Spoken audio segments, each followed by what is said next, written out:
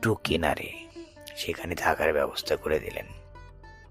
কিছু খাবার ও জল দিয়ে গেলেন। এগুলো খেতে খেতে দেখতে পেলাম বেলাটা বেশ পড়ে এসেছে। ভাবলুম আজকে রাতটা এখানেই আশ্রয় নিই, ভোরে রওনা দেব। কিন্তু এই বলে চক্রবর্তীবাবু একটু চুপ করলেন। মৃণাল বলল, কিন্তু কিন্তু কি আপনি ওই বাসার থেকে গেলেন? ওই বাসায় থেকে গেলেন মানে আপনি কি ওই বাসাতেই থেকে গেলেন?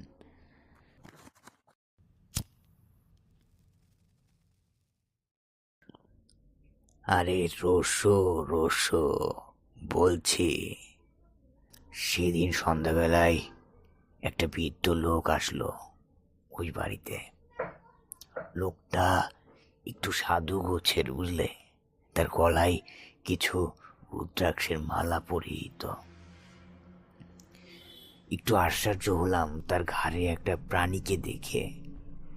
প্রাণীটি দেখতে হুবহু বানরের ন্যায়, কিন্তু এত ছোট বানর আমি কখনো দেখিনি, বা আমি জানতাম না যে বানর এত ছোট হয়।